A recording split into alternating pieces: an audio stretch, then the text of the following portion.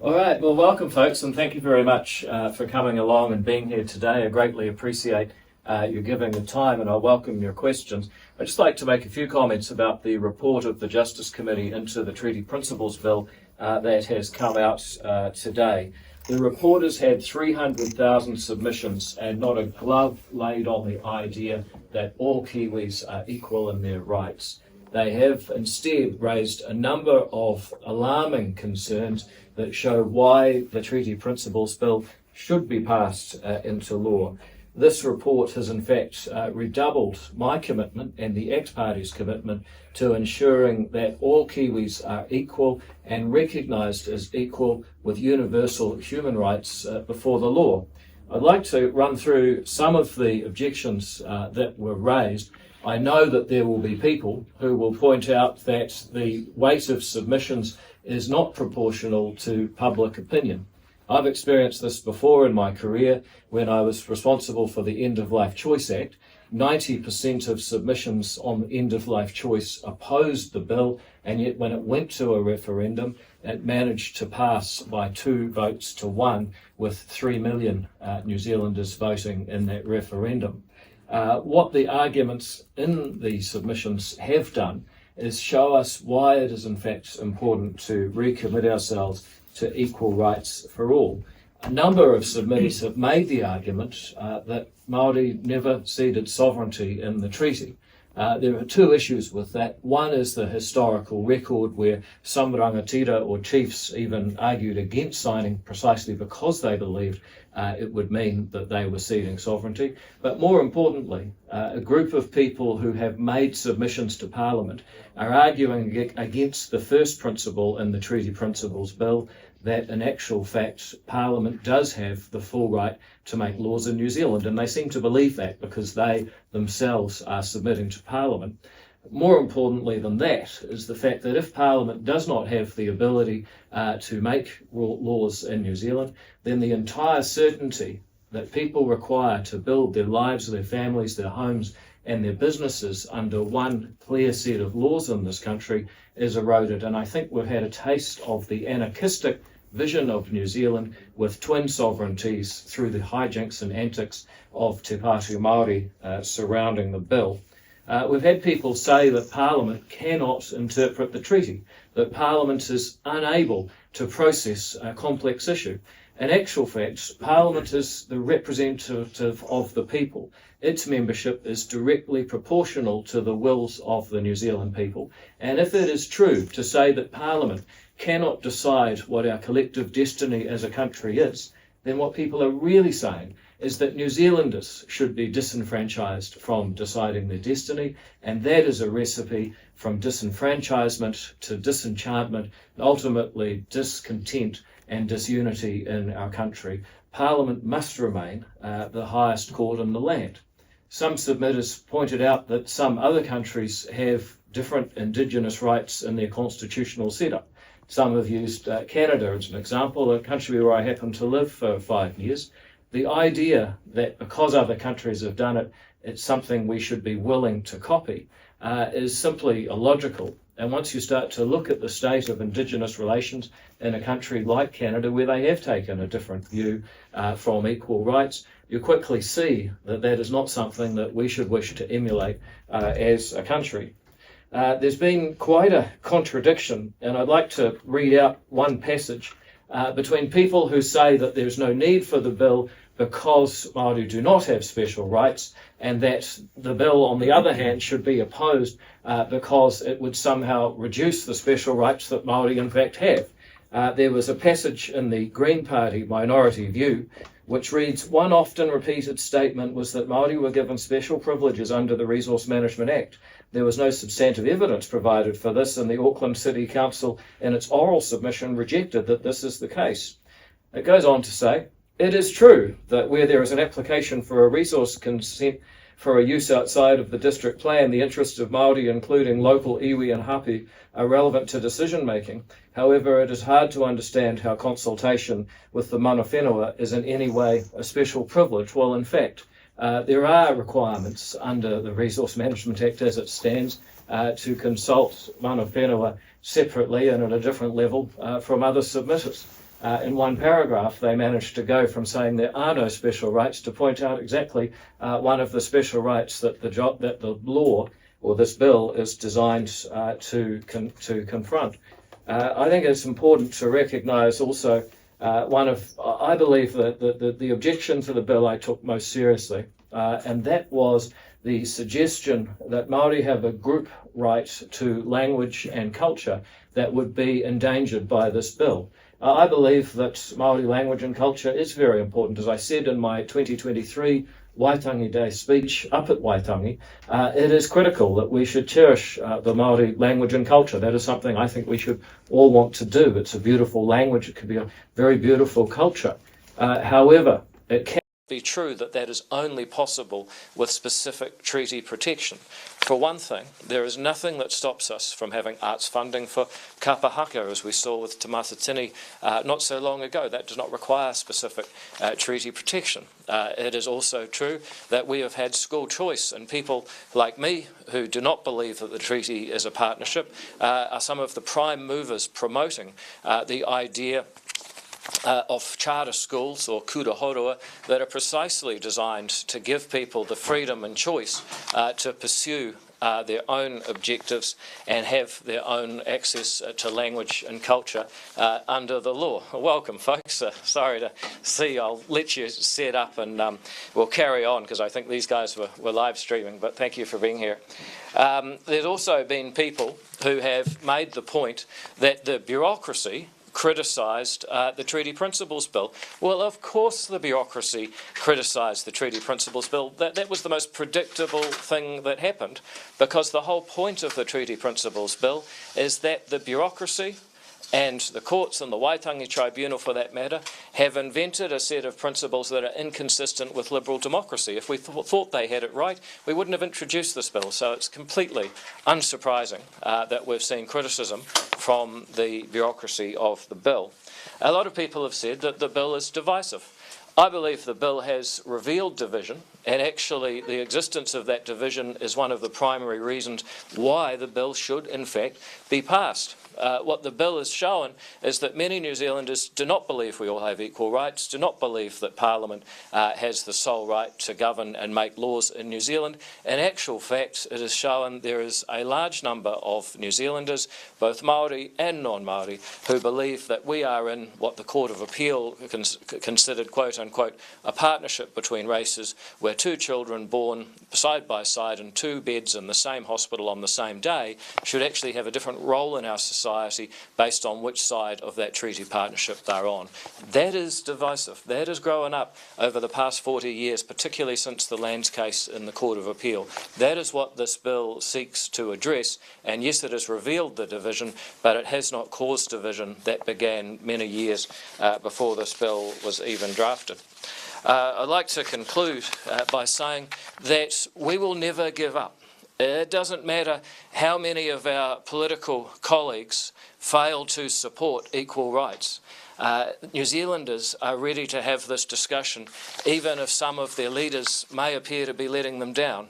And we will continue to promote the idea that all Kiwis are equal, or ake, forever, because it is a fundamental truth that each of us are equal in our rights and our dignity, and our laws should reflect that simple truth. We certainly look forward to the debate that I'm sure will arise around this bill in the week to come. I thank you for listening. I decided to keep my introductory remarks a little bit longer to give TV1 time to be here, very important. I know it's been tough battling Auckland traffic today, but for now, we're ready to take questions. Well, it's just a waste of time, given that time, money, social cohesion, given the outcome?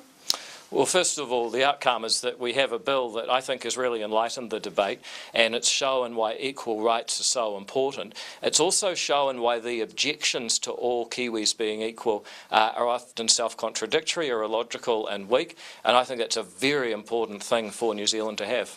The overwhelming majority of people who submitted have opposed the bill, so do you think that you potentially overestimated the support for the bill? Well, as I said, I had the end-of-life choice bill. 90% opposed it, but it passed in referendum by 2 million to 1 million.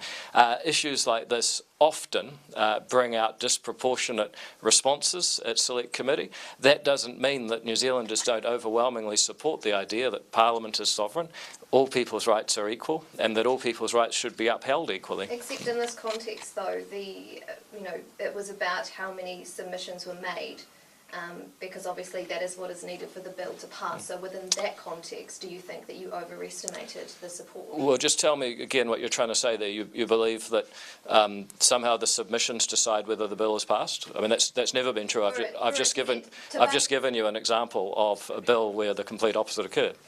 Except based on the report that's just come through, that is based on the submissions that have been put forward, and therefore within that context, based on the submissions and the fact that the majority of people who submitted did not support the bill, do you think you overestimated your support? Well, I mean, I don't. I'll try again because I've just answered that twice. Select Committee submissions, especially on high-profile bills, have often been very different from public support. But what's more, if people believe that the public don't support this, they should not be opposed to having a referendum on it. If people really believe that most New Zealanders don't want Parliament to be sovereign, don't want our rights all to be equal, let's have a referendum and see how people vote. But we know that when we ask New Zealanders those questions, by a ratio of about 2 to 1, they do favour these principles. If it sounds like you believe that somehow Select Committee submissions are some sort of proxy referendum that decide whether a bill proceeds, I can tell you as someone who has been on Select Committees for 6 years of my life and Parliament for 11 years of my life, that's just not how it works. Were you surprised by these numbers, though? Not really. Often when you have a bill that is high profile, it leads to a lot of, I guess, campaigns to get people to spam the committee, and a lot of people who hold the majority view are too busy working and paying taxes. So as a result, you get this. We got it with end-of-life choice. We'll get it with this. We've had it with a lot of bills over the years. So this is spam, then? Anything that disagrees with what you say?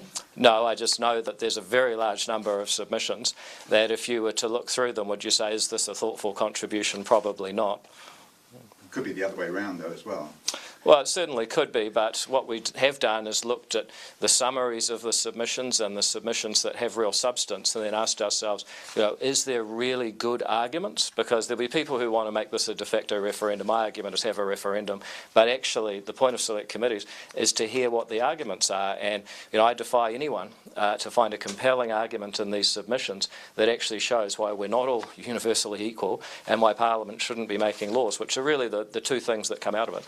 It costs $6 million for this bill to go nowhere. So how is this a good use of taxpayer money? Well, again, I think this is why people are perhaps becoming a little tired of media bias. It hasn't gone nowhere.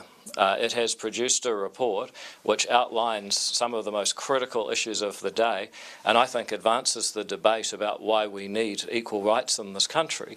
Now, if you ask me, why do you believe that this bill is worthwhile despite it potentially not succeeding because other people won't vote for it, that would be a more civil way to ask your question, but that's up to you. Okay, well, you can understand, though, that after cuts to the public sector and the millions of dollars spent on this bill, which you say wasn't successful, sure... no, I'm sorry, again, the bill has been reported back. It still needs to be voted on.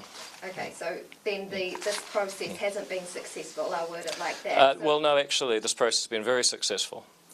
Okay, but given the overwhelming number of submissions against it, surely you can see that people might sort of bringing into question your priorities about unnecessary spending, given it costs $6 million. Well, first of all, it hasn't cost $6 million. That's just completely untrue. Some people have asked, well, how much of the time of people who were already working in Parliament and already working at the Ministry of Justice has been used, and they've tried to calculate a figure from that. But the reality is if they weren't doing this bill, they would still be paid to be at Parliament every day doing a different bill. So a better question would be, do you believe that this bill was worthwhile doing if it meant that some other bill couldn't be debated? And I would say absolutely, because the meaning of our founding document cannot be that we're divided into a partnership between races. It must be that this country is a place where all Kiwis are equal, where all people born or who legally immigrate here have the same basic rights and dignity. That is what is being achieved here. Are you going to talk to Christopher Luxon about this result, or is he going to call you? What's the story there? Well, again, they've been pretty clear about their view. I would say to them, New Zealanders are ready for this debate. They don't deserve to be let down by their leaders. The bill should be able to proceed to a referendum, and I believe it would succeed handsomely if New Zealanders were given a vote. But ultimately, look, I've done quite a lot of lobbying of Chris and others. I guess really it's up to them. So then where are you at with your desire for a referendum? What would be the next steps? What are you hoping to see? Well, the bill has to pass through Parliament, so I'll be arguing that people should vote for the bill when it comes before Parliament, because the bill leads to a referendum. If we don't succeed this time, then we will be always committed to equal rights, and as the next few months unfold, we'll be showing people how else we can achieve that if we don't achieve it this way. You say if it does succeed, is there some confidence there from you that it would, even after this? Well, the thing is, New Zealanders overwhelmingly want this, right? We know them from asking. The facts are that there are some leaders who are not ready for the conversation, even when the average New Zealander is. I would hope that, you know, political leaders would say, no. These are important issues. There's a record number of submissions. Clearly people care about it. When you go out to a proper sample of New Zealanders, actually they overwhelmingly want the bill to succeed because they support its principles, and then maybe it should be given more airtime. I believe it should.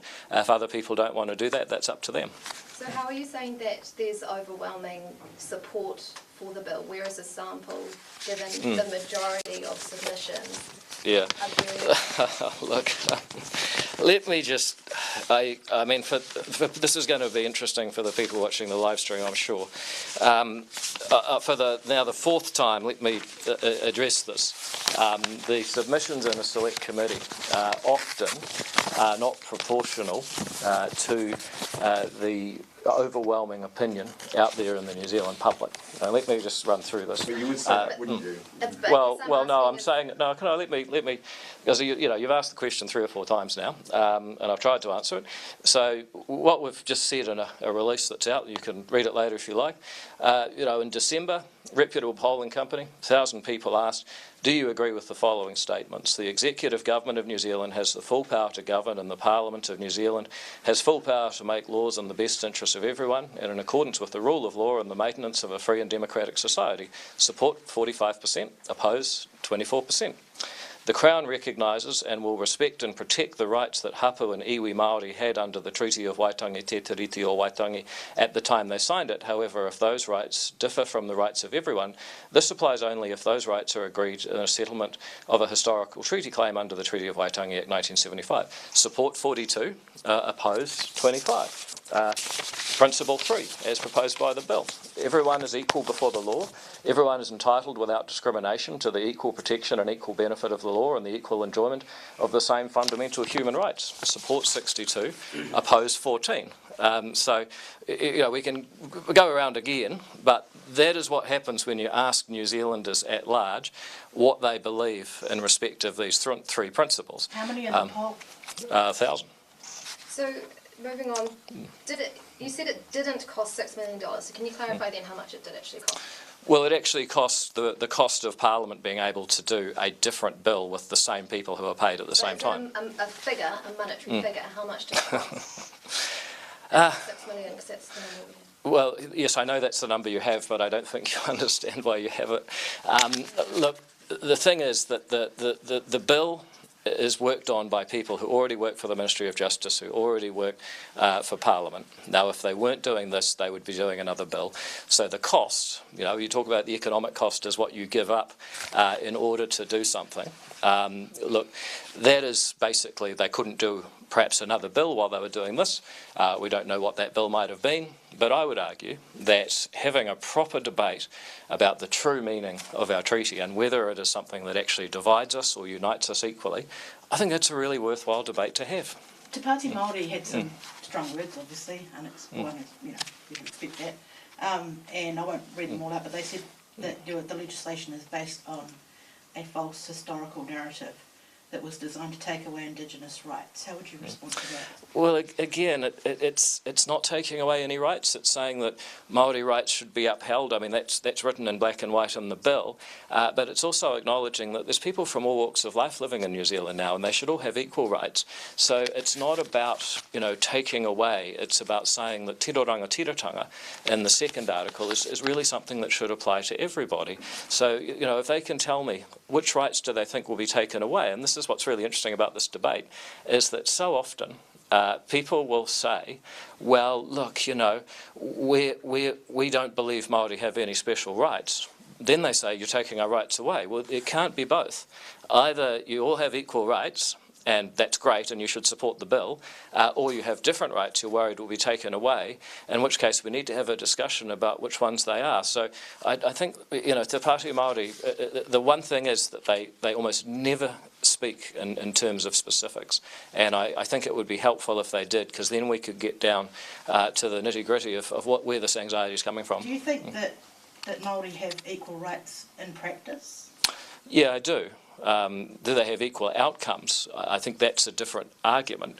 And my argument is that a lot of New Zealanders are disadvantaged for a whole lot of different reasons, and we should want to have policies that help people overcome their disadvantage. But I also just make the point that not all Māori are disadvantaged. I'm Māori, I don't feel disadvantaged, thank you very much. But not all disadvantaged people are Māori, and we're much better to try and help people based on need rather than grouping people by their ancestry. I think that's an inherently divisive thing to do, and it's also kind of an inaccurate way of targeting people's need. Yeah. In terms of public submissions, though, what would it have taken? What percentage would it have taken for you to abandon that bill? No, you wouldn't have cared. Well, here's the thing. I'm here for arguments. If you want to talk about numbers, look at overwhelming public opinion and send it to referendum.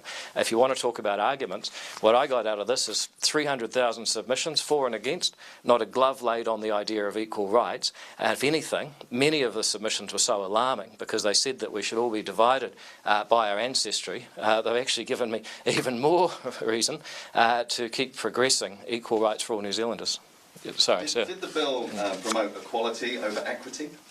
I think that's probably true, but the issue is if you want to achieve equity, then you don't necessarily need to divide people up by ancestry.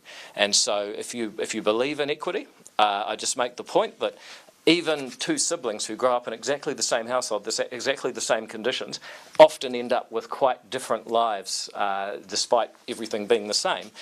When governments have tried to make everybody equal, generally the record of history is it's been a complete disaster.